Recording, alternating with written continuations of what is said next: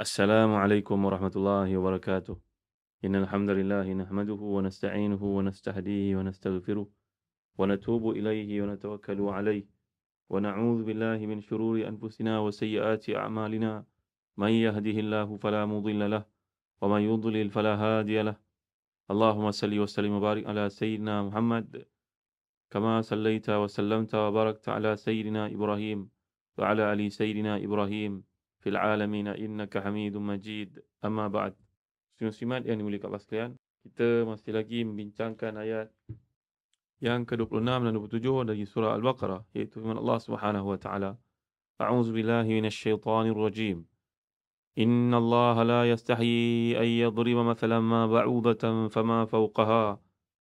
فأما الذين آمنوا فيعلمون أنه الحق من ربهم وأما الذين كفروا فيقولون ماذا أراد الله بهذا مثلا يضل به كثيرا ويهدي به كثيرا وما يضل به إلا الفاسقين الذين ينقضون عهد الله من بعد ميثاقه ويقطعون ما أمر الله به أن يوصل ويفسدون في الأرض أولئك هم الخاسرون. Sungguhnya Allah tidak segan membuat perumpamaan rupa nyamuk atau yang lebih rendah dari itu. Adapun orang-orang yang beriman, maka mereka yakin bahawa perumpamaan itu benar dari Rabb mereka. Tetapi mereka yang kafir mengatakan, apakah maksud Allah menjadikan ini untuk perumpamaan? Dengan perumpamaan itu banyak orang yang disesatkan oleh Allah, dan dengan perumpamaan itu pula ramai yang diberi petunjuk olehnya. Dan tidak ada yang disesatkan Allah kecuali orang-orang yang fasik, iaitulah orang yang melanggar perjanjian Allah sesudah perjanjian itu teguh dan memutuskan apa yang diperintahkan Allah untuk mereka menghubungkannya dan membuat kerosakan di muka bumi, maka itulah orang-orang yang rugi. Muslim-muslimat yang dirahmati dan dikasihi Allah sekalian, kita telah melihat bagaimana Allah membawakan perumpamaan di sini, binatangnya yang paling hina, yang paling kecil. Lalu golongan musyrikun mempersoalkan, apa kewajaran bawa binatang kecil macam ni? Lalu Allah Subhanahu Wa Taala menggambarkan di semua makhluk Allah Subhanahu Wa Taala, Allah tidak memandang hina kepadanya. Bahkan semuanya dibawakan kepada manusia untuk mereka berfikir. Jadi sifat-sifat fasik yang mencakupi orang-orang kafir dan juga orang derhaka dan golongan munafiqun, sifat yang sangat keji dan derhaka kepada Allah ni tuan-tuan, lalu dijelaskan dalam ayat yang kita bincangkan ini, allazina yanquduna ahdallahi min ba'di mitsaqih wa yaqta'una ma amara Allah bihi ayyusala yusiduna fil ard ulaika humul khasirun. Orang ini pertamanya kerjanya melanggar perjanjian dengan Allah SWT. Selepas perjanjian itu diperkukuhkan, diterima, ditandatangani, dan memutuskan apa yang diperintahkan Allah kepada mereka untuk menghubungkannya dan membuat kerosakan di muka bumi. Begitulah golongan yang merugi. Jadi tuan-tuan, ni sifat-sifat merupakan sifat yang dibenci oleh Allah Subhanahu Wa Taala. Sifat golongan kufar, kafirun yang benar-benar berbeza daripada sifat orang beriman. Para ahli tafsir berbeza pandangan tentang pengertian al-ahdu di sini yang dilanggar oleh orang-orang fasik itu. Sebahagian mereka mengatakan bahawa maksud al-ahd ini adalah wasiat atau perintah Allah yang disampaikan kepada makhluknya agar sentiasa mentaati Allah dan menjauhi larangan-larangannya, menerusi kandungan kitab-kitab yang diturunkan dan sabda-sabda Nabi yang diutuskan. Maka pelanggaran terhadap perkara ini bersamaan dengan pengabaian terhadap perintah melakukannya. Selain daripada itu, ahli tafsir juga berpendapat bahawa mereka ini adalah golongan kufar dan golongan munafiqun dan kalangan ahlu kitab yang menentang Islam. Jadi perjanjian yang dimaksudkan ini adalah perjanjian yang telah diambil oleh Allah ke atas mereka dan kitab Taurat, iaitu kewajipan mengamalkan kandungan isinya, menerima dan mengikuti Nabi Muhammad sebagai Rasul akhir zaman, membenarkan apa yang dibawa oleh Nabi Muhammad SAW ini.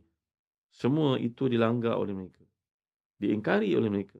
Walaupun hakikatnya mereka mengetahui bahawa memang putusan Nabi Muhammad SAW ini adalah satu kebenaran. Seperti yang berlaku kepada seorang sahabat Nabi, namanya Abdullah bin Salam. Beliau ni berasal dari kalangan Yahudi yang menyaksikan kedatangan Nabi SAW di Madinah. Maka beliau mendengar kata-kata Nabi Afshus Salam wa at'imut ta'am wa silul arham wasallu billaili wa nasu niyam tadkhulu jannata rabbikum bisalam.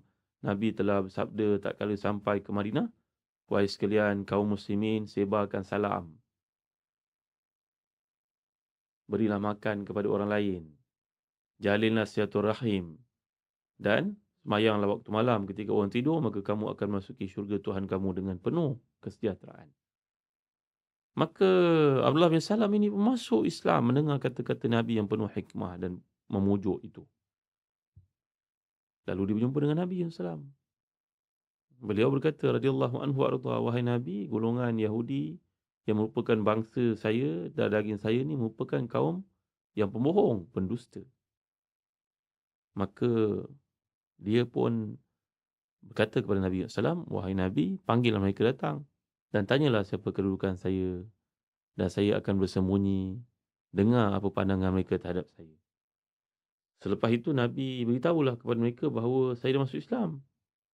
Nabi pun melakukan apa yang dicadangkan itu.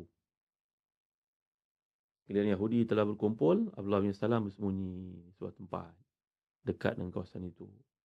Kemudian Nabi pun buat pengumuman, apa pandangan kamu wahai sekalian Bani Israel Yahudi terhadap Ibn Salam? Oh, jawapan mereka, Ibn Salam adalah seorang yang sangat baik, bapaknya baik, jujur, bapaknya jujur, benar, bapaknya benar. Nabi bertanya kepada mereka, bagaimana pula kalau Abdullah bin Salam masuk Islam? Oh, tak pernah sabar, takkanlah dia masuk Islam wahai Muhammad. Fikir masak-masaklah Muhammad, takkanlah pernah sabar dia akan masuk Islam.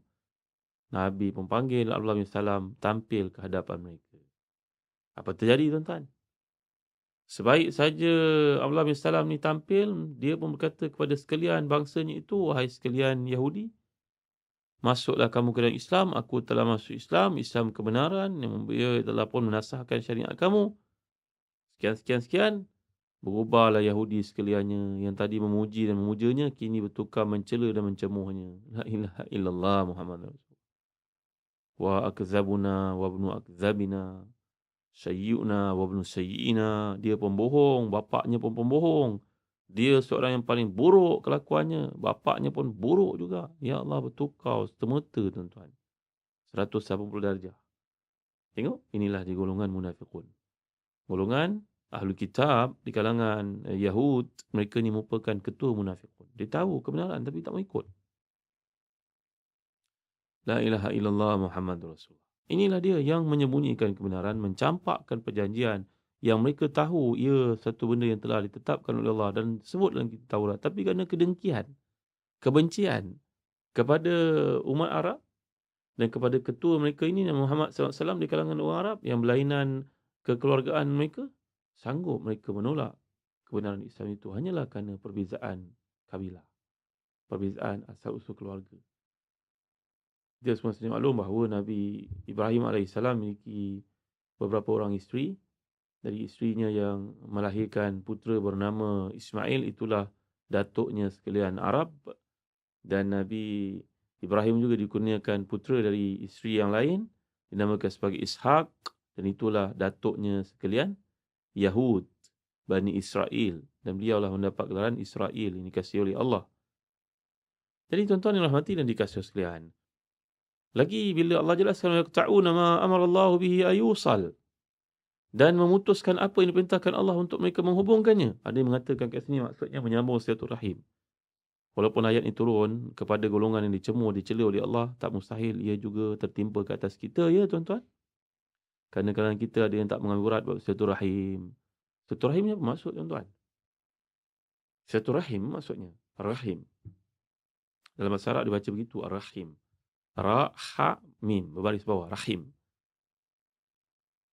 Maka Ibn Hajar menjelaskan bahawa rahim datang dari kata rahmah ataupun rahim seorang perempuan. Baik Rahman, nama Allah SWT Rahim, Ar-Rahman, ataupun Rahim, iaitu tempat yang seseorang anak dikandung dalam satu bahagian daripada anggota seorang wanita dalam bahagian perutnya, maka ia merujuk pada kasih sayang. Kalau Allah memiliki sifat Rahman, kasih sayang, dan kalau Rahim dalam perut seseorang wanita pun ia merujuk kepada kaitan darah daging yang sangat rapat. Maka bila disebut oleh Allah SWT di sini, iaitulah orang yang memutuskan silaturahim. Allah suruh sambung, Allah suruh hubung, tetapi dia memutuskannya. Ini sifat golongan yang dibenci oleh Allah SWT. Yang pertama, dia menolak tentang Islam, membelakangkan, mengingkari apa yang telah disepakati dengan kitab-kitab yang turunkan kepada Nabi yang terdahulu. Dia mendakwa dia ikut Nabi itu. Tetapi bila sampai pada poin yang mengatakan bahawa dalam kitab tersebut mengatakan kebenaran utusan Nabi selepas itu, dia menolak. Dan juga sifat golongan fasikun, iaitu memutuskan silaturahim. Jaga tuan-tuan, kalau kita nak jadi orang yang berharta, orang yang murah rezeki, jagalah silaturahim. Man yurid an yubsata lahu fi rizqihi wa yunsa lahu fi athari falyasil rahimah. Orang nak rezekinya banyak, orang nak namanya kekal dengan kebaikan disebut orang, maka mestilah dia menjaga silaturahimnya.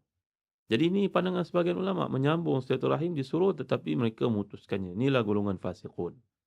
Ini seperti ditafsirkan oleh Qatadah. Kerana ada kebenarannya. Bila kita lihat dalam surah Muhammad ayat ke-22, Allah menggambarkan, A'udzubillahi minasyaitanir rajim. Fahal asaitum in tawallaitum an tufsidu fil ardi wa tuqatti'u arhamakum. Apakah kiranya jika kamu semua berkuasa dan kamu akan buat kerosakan di muka bumi dan memutuskan hubungan kekeluargaan? Ini pandangan yang telah dipilih, dinilai kuat oleh Ibn Jarir. Ada pula pendapat lain tuan-tuan yang mengatakan bahawa maksud yaqta'una ma amarallahu bihi ayusal ini bermaksud lebih umum lagi, iaitu mencakupi segala perintah Allah SWT untuk menyambung dan melakukannya, tapi mereka sengaja mengabaikan, memutuskan. Lalu Allah menjelaskan, itulah dia orang-orang yang rugi. Ulaika humul khasirun, orang yang rugi. Kata Muqatil bin Hayyan, rugi maksudkan sini rugi ke akhirat. Kerana itu Allah menjelaskan surah Ar-Ra'd ayat ke-25. Ulaika lahumul la'natu wa lahum su'ud dar. Mereka itulah orang yang mendapat kutukan, laknat daripada Allah, dan mereka itu memperoleh kediaman yang buruk. Kerana kalau kita lihat kat dunia, golongan yang sebegini hidupnya Masya Allah mewah. Dilimpahi segala kesenangan. Itu sebab kata para ulama, maksud khasirun di sini bukan kat dunia. Kat dunia mungkin nampak dia hebat, terkedepan, maju, kaya raya. Tapi kat akhirat besok kamu akan jadi muflis. Kamu akan jadi orang yang paling miskin, papa. Dan harta dunia tidak akan beri manfaat lagi pada masa itu. Bersumber daripada Ibn Abbas Ad-Dhahhak, mereka mengatakan bahawa semua yang dinisbahkan Allah SWT kepada selain daripada orang Islam, misalnya dalam ayat ini, khasirun, maksudnya orang yang kufur. Dan kalau ia dinisbahkan kepada orang-orang beriman, ia merujuk pada dosa. Jadi boleh merujuk pada dua pihak. Kalau orang kafir, maknanya kehancuran, tiada bahagian langsung di akhirat. Kalau dimaksudkan orang beriman yang melakukan maksiat di dunia, maka dia akan rugi ke akhirat sebelum diberikan kepadanya pelepasan dan dia masuki syurga. Jadi Allah gambarkan di sini, ulaika humul khasirun, orang yang rugi. Kata Ibn Jarir, al-khasirun ni jamak perkataan khasir. Tengok, al-khasirun, kalau kita belajar bahasa Arab, jamak perkataan al-khasir. Iaitulah orang yang kurang mendapat rahmat daripada Allah Subhanahu Wa Taala dengan sebab pilihannya sendiri melakukan dosa. Janganlah orang ni menyangkakan bahawa dia melakukan dosa kerana ditetapkan oleh Allah, ya. Dalam akidah Ahli Sunnah menjelaskan bahawa melakukan dosa ni kerana pilihan sendiri. Cuma Allah memberi kepadanya pilihan dan Allah beri kepadanya kesihatan, kekuatan, lalu dia yang pilih. Maha suci Allah SWT daripada menetapkan untuk hambanya satu keburukan. Jadi demikian juga tuan-tuan halnya dengan orang munafik dan orang kafir. Mereka merugi kerana Allah Ta'ala mengharamkan mereka rahmatnya. Dan yang mana rahmat ini sengaja diciptakan oleh Allah untuk hamba-hambanya yang berusaha untuk mendapat keridhaannya. Jadi sungguhnya hari kiamat kelak mereka akan benar-benar memerlukan kepada rahmat Allah Subhanahu Wa Ta'ala. Dan itulah sebabnya mereka ini rugi kerana benda yang dikejar tak dapat, yang dikandung berciciran. Yang diusahakan kat dunia bersungguh-sungguh itu tak kekal, yang ke akhirat pun dia tak dapat apa-apa. Semoga Allah menyelamatkan kita daripada menjadi tertipu. Al-maghrurun, mughtarun, orang yang tertipu dengan dunia ni tuan-tuan, yang telah banyak menipu golongan sebelum kita. Qarun, Haman, Fir'aun, sebahagian daripada mereka. Wallahu a'lam. Wassallallahu ala sayyidina Muhammad wa ala alihi wa sahbihi wasallam. Wassalamualaikum warahmatullahi wabarakatuh.